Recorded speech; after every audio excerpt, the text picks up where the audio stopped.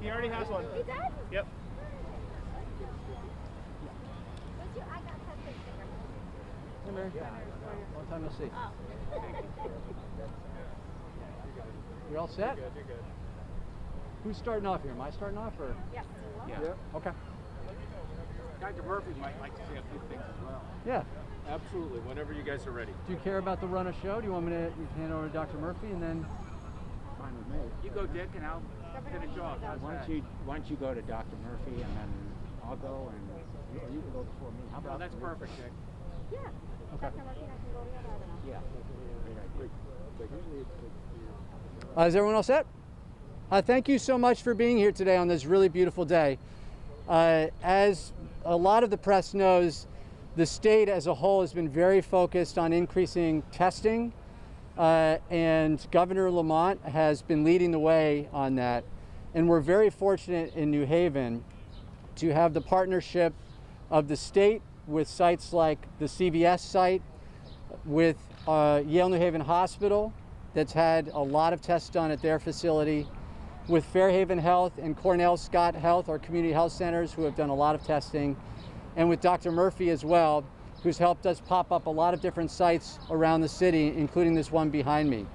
Right now we have 8 to 9 sites in New Haven if you count some of the pop-ups.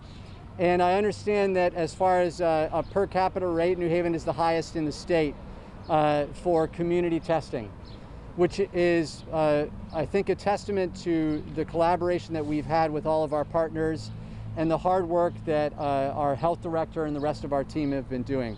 Testing is so key to us getting this virus under control, identifying future outbreaks in connection with contact tracing.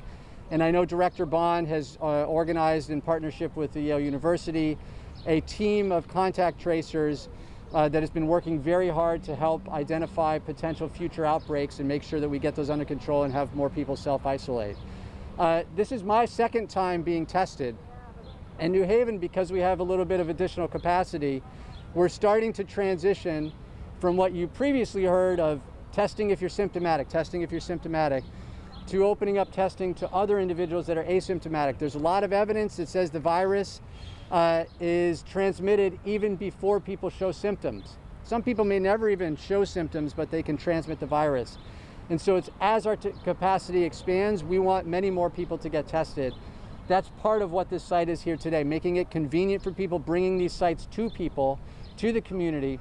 And you can see by this huge line that people really need this, want this, and are voluntarily getting tested, which is so important for our community.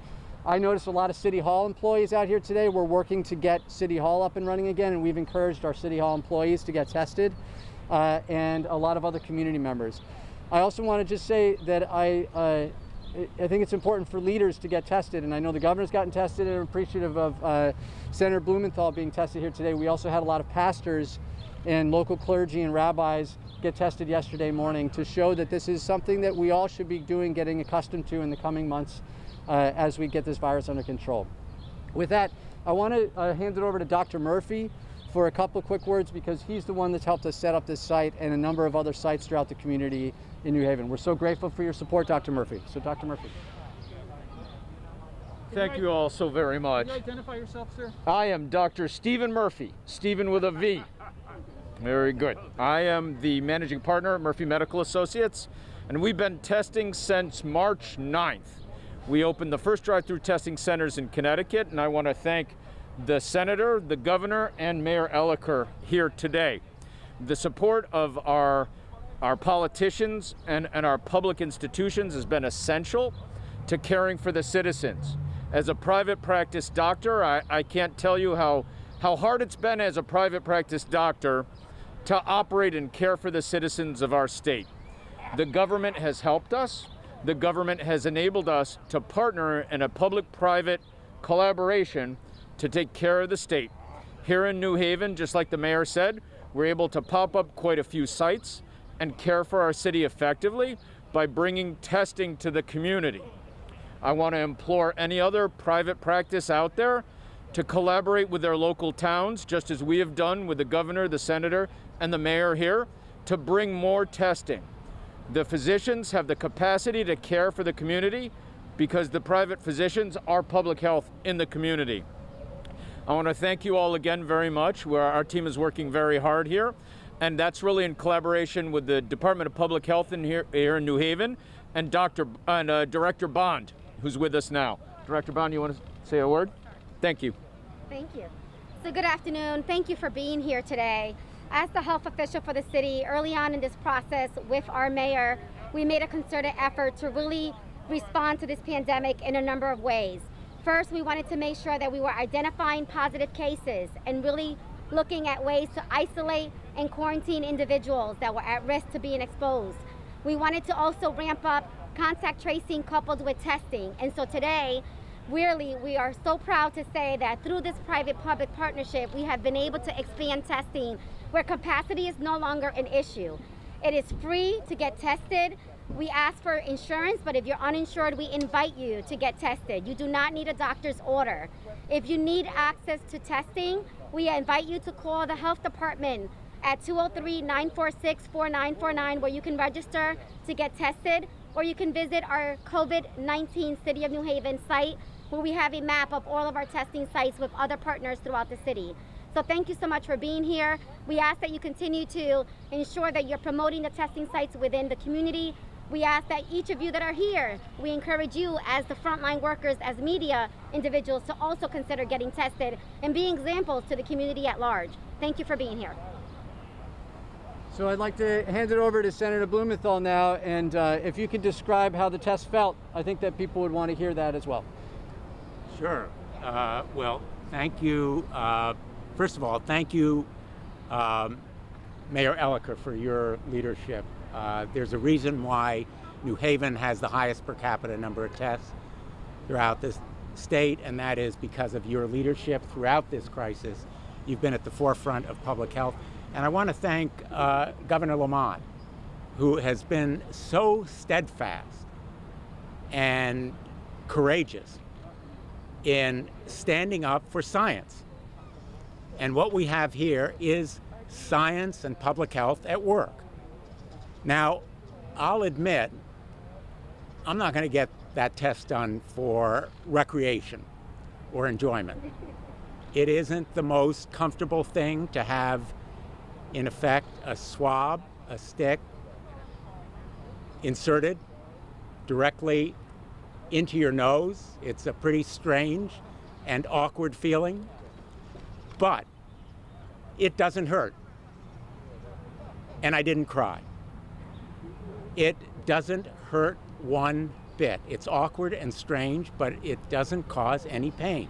And it will help reduce a lot of pain and real grief for other people if everybody does it. That's the key. It isn't that the mayor and the governor and I or these folks do it alone. It's that everybody does it. It's like mask wearing. If everybody does it, everybody is better off. And that's the community spirit that Connecticut knows so well. We are here in this historic place, the New Haven Green. I've spent a lot of time working over at the courthouse, down the street. I know a lot about the history here. The Green is a place of communal caring in the best traditions of New England. We have a lesson here for the nation and for the nation's highest leaders. If you want to know how to fight this pandemic, come to New Haven and to New Haven's Green today. See it on a beautiful New England spring day when people are coming together literally using science, data-driven strategies to combat a pandemic that otherwise will kill thousands more. Today we're passing the 100,000 person mark in this insidious disease's toll. And this kind of testing and tracing, knowing who's infected and discovering who they may have contacted and then quarantining them will help to stop the spread before we have a vaccine and better therapeutics. It's a matter, literally, a matter of life and death. It's a matter of life and death to have that uncomfortable, I'll grant you, awkward and uncomfortable stick stuck into your nose, but it will save lives. And we can do it together. Again, my thanks to Governor Lamont for taking us to this next stage so that we will not have another wave, another spike or outbreak of this insidious disease, because now we are on to asymptomatic testing from symptomatic testing so that the carriers of the disease, even if they have no symptoms, can be stopped from spreading it. It's that simple. I have no symptoms. I feel great. But I know that being infected can happen even without symptoms. And that's why everybody ought to take this test. Thanks to Governor Lamont for supporting it and for leading Connecticut and thereby leading the country. So let me turn it over to Governor Lamont. Thank you, Dick. We really wanted to be here to salute New Haven and Mayor Elliker and Bond, Marissa Bond, Public Health. First day here, COVID broke. And look what we're doing here in New Haven. Leaders when it comes to testing, as you immodestly pointed out, Mayor, and that's really important. It says a lot. It says a lot about these people right here. I mean, you go get tested, it's to keep you safe, and it's to keep your family safe, and it's to keep your community safe, and what that means. And Dr. Murphy, I just got to say, I've been following your travels as you go around the state. And it's important you take testing to where people are. We've had the drive-through test here, the CVS, for some time. That tends to be a somewhat self-selecting group that drives through. We're taking tests to where people are, making it easier for them to get tested, and what a difference that makes. And Mayor Elliker, you've also been a leader when it comes to track and trace. Your public health department is an envy for us around the state. And again, when you test positive and you get a call, you get a text, and you say, would you be willing to tell us who you were in contact with, you're saving not yourself, but your greater community and your family by doing that. And again, New Haven has been an incredible leader there. And Dick, as you pointed out, this is not, you don't wear this mask just to protect yourself. More importantly, it's a sign of respect for each and every one of the people you come into contact with. You know, when did this become a political symbol? What is that about?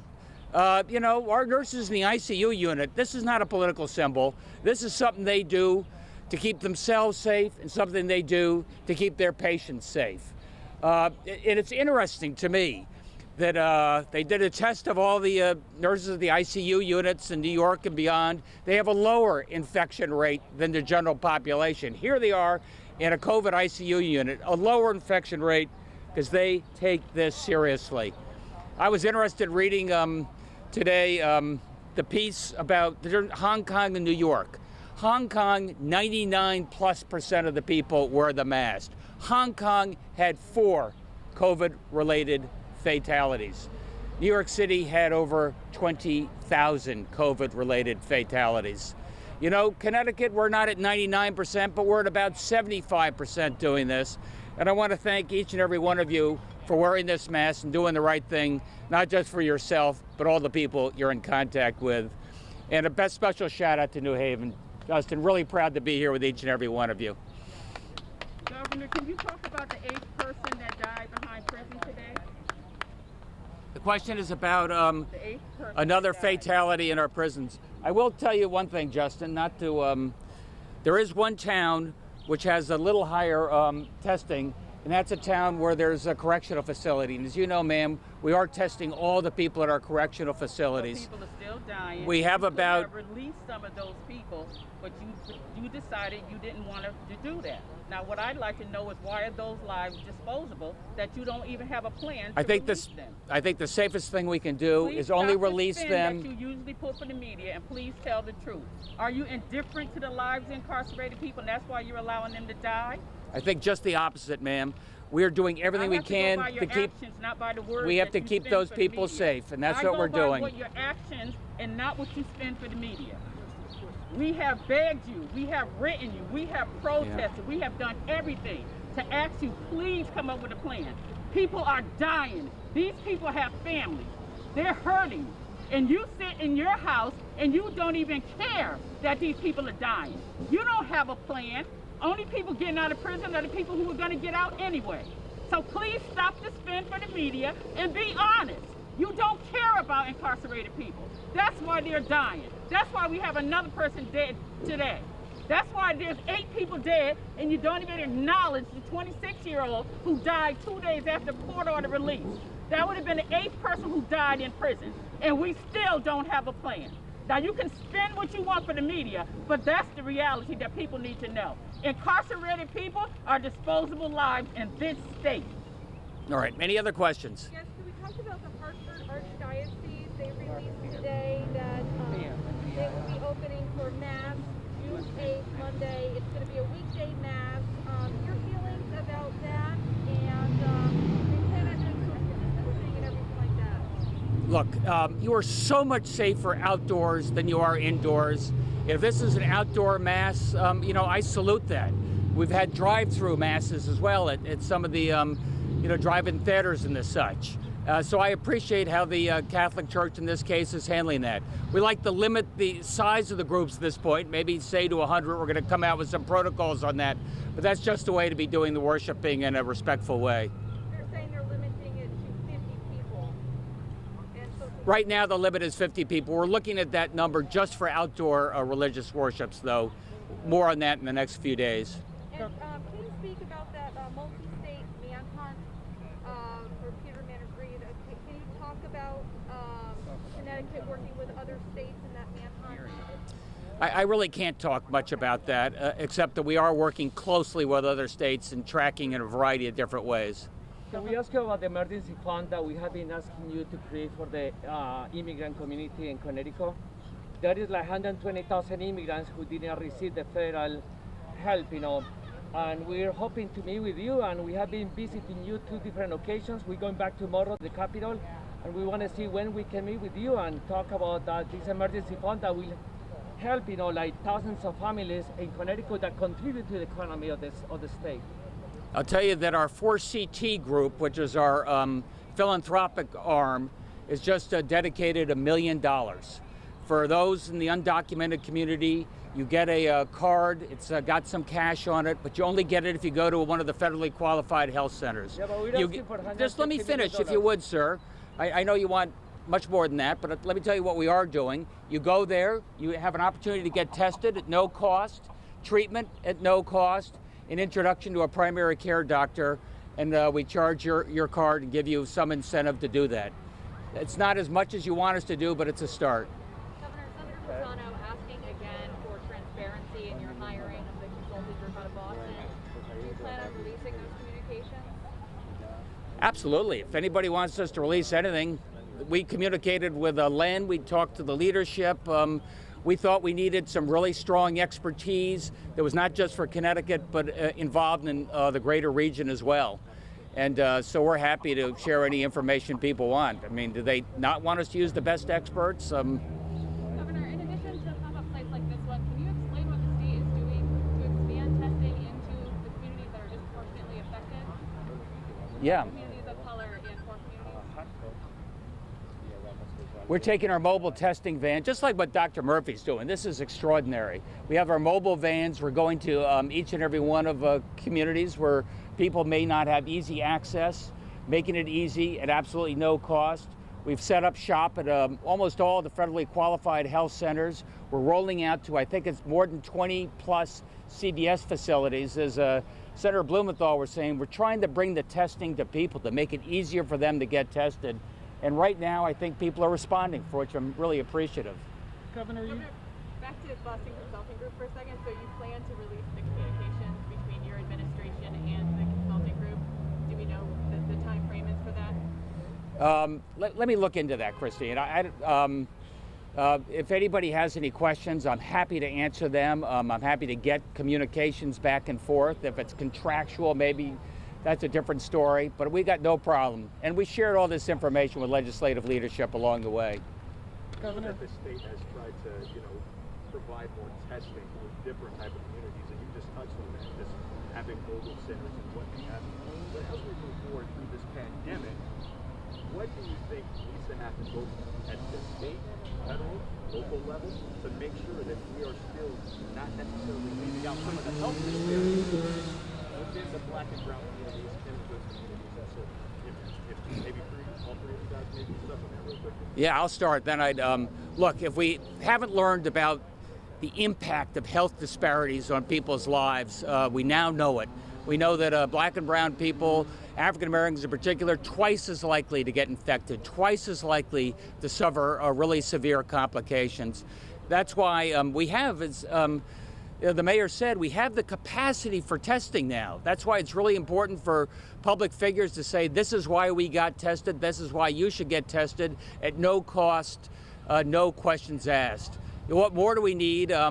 I want to make sure that we don't have any Lake of the Ozark type moments, as you saw in the Arkansas, Missouri area, where hundreds of people didn't take the protocol seriously. They're under quarantine now. And I'll ask Senator Blumenthal, but we really need, don't wait much longer. We need to know about this supplemental. Mayor Elicker needs to know, as he puts together his budget, what we can expect from the federal government so we can put together a very clear roadmap, not just through the end of this fiscal year, but the next fiscal year as well. Yeah, Do you guys like to comment? Let me just add an important footnote there. Yes, we have enough tests right now to cover the demand, but we want the demand to increase 4- or 5-fold and more.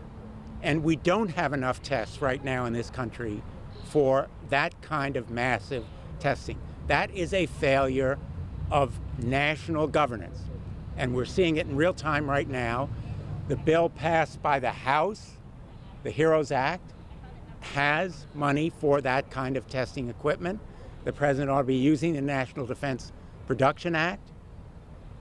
But we are still lacking in leadership at the federal level. So Connecticut needs more tests because we're using them right now, and so does the rest of the country. And I will just say, I don't know of any state that is being more proactive than Connecticut, and the national strategy should follow Connecticut's lead. But we need more tests. Was Congress in any way responsible for this situation we find ourselves in today? Because, I don't recall Democrats or Republicans really making an issue out of pandemic preparation or the national strategic stockpile. So how much responsibility do you as a member of Congress and your other fellow representatives and senators bear for this? First of all, President Obama submitted a preparedness plan. It's now a matter of public knowledge. And we learned of it back in January. We also learned of the potential threat in briefings back in January and February. I see no way that the president was unaware of it. We called for more awareness. I asked that those classified briefings be made public because I thought the American people deserve to know. We can't order the Defense Production Act to be used, but we have pushed and pressed for more action for the last 2 and 3 months. What did you do before that? That was my question. What about before this? We appropriated money for the NIH, for the staffing that was necessary on the National Security Council. But the point is that we could react when we became aware of the threat. Senator, I know you're asymptomatic, but if your test comes back positive, what's your plan? I'll quarantine. I'll follow the same rules that everyone else does. Was that your first test? Yeah. Governor, Speaking about the president, your reaction to Twitter slapping the fact checks on his tweets? Well, I'll be very blunt. You know, Twitter has now adopted this milquetoast reaction to label as lies 2 of thousands of scurrilous untruths that he has alleged over years. And he has said the internet should be shut down. First of all, about the most recent lies, they are really heartbreaking and gut-wrenching. When you read the letter that was written by the husband of the young woman who passed away. But threatening to shut down the internet, blatant, flagrant censorship, hardly the appropriate reaction from the President of the United States. Hey, Governor. Hey, Justin, would you like to add anything? We've got 3 different levels of government here. I'd love to hear your thoughts on some of this. On what in particular? Wait, the question was about the federal, state, and local response.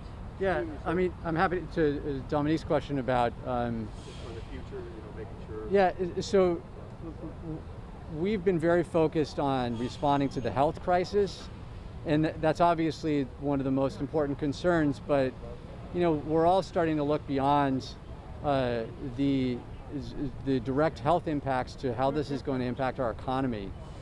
And as you all probably know, the Board of Alders passed a budget last night that makes additional cuts to what I originally proposed, which was a lot of cuts to our budget. And we're struggling in New Haven to make sure that we have enough funding to provide support for the homeless population. We spend $1 million supporting the homeless population to make sure that we're providing youth opportunities. And my concern is that this crisis is going to have a deep long-term impact on the economic viability, in particular of those communities that are hit most by the health impacts of this virus, Black and brown communities. And so that's why the partnership with the state and the federal government and our other municipalities is crucial, because a city like New Haven isn't an island. We're impacted by so many other communities. And so my hope is that, and we talked about this yesterday, that we will get a lot more federal funding to help us support our ability to start to use this crisis not as a way to exacerbate the challenges in our community, but a way to redefine ourselves and how we approach the issues around housing, around job access, so that we use this as an opportunity. Can we do one more question and then? I have a question for the governor. We've been letting the public talk here. Hey, Governor, you've been talking about essential employees and first responders getting tested. Is this the transition now to just people on the street getting tested? For asymptomatic, we're really focused right now on those first responders, folks in prison, nursing homes, nurses, doctors, and the such. But yeah, this is the next step. We want to broaden our reach in terms of how we're testing, not just symptomatic, but asymptomatic. And programs like this, provided by Stephen Murphy, make it a lot easier for us to do this. And this is our radar screen. This gives us an idea of how we're doing overall. Symptomatic testing gives you a limited prism. This is a wider prism, really important. Governor, and that's the money provided in the HEROES Act for additional testing, so that the mayor and the governor of this state, but also of many other states where testing is nowhere near as far along, can move forward. And just to your point, Paul, what we need now is action. And Mitch McConnell saying we should pause. This disease isn't going to pause. We need that money to go to testing and contact tracing, and the homeless and domestic violence. There are pressing needs at every level that need to be addressed. Governor, So if you the think drop in testing over. Go ahead. Go ahead. if you think of testing is building out a system. How would you describe where Connecticut is right now? Because there still is, like this is a pop-up center. As far as I can tell, you couldn't find it on 211. But how would you describe where Connecticut is as far as what you envision, where you want to be as far as having, again, a system where people can quickly find testing? So Paz, we did our phased opening as of May 20th, 42,000 tests a week. And we said phase 2 in and around June 20th is going to require doubling that amount of testing again. And that testing means taking testing to where people are, testing folks who maybe don't feel necessarily they always want to get tested, and reminding them how important it is. So how close are you to that goal? Do you have a sense of that standing here today? Yeah, we're going to hit that goal. We're working with the labs in a very close way. They're giving us the capacity. We're getting more and more of the kits, Dick. We could use some more of those kits, but we're going to hit that goal, just like we hit 42,000. Drop in testing over the past 7 days, we went down to 39,000 tests. Is the reason for that capacity, or is the reason for that people aren't going out and getting tested? And also Memorial Day. That was a lesser couple of days for us for reasons you probably understand. We have a lot of capacity right now, Christine. Right now we have to do everything we can to encourage these people to come. Tell them it's easy to do, we want you to do it.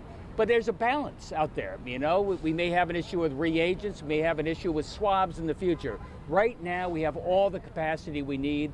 Our labs have been just amazing in terms of getting the turnaround for us.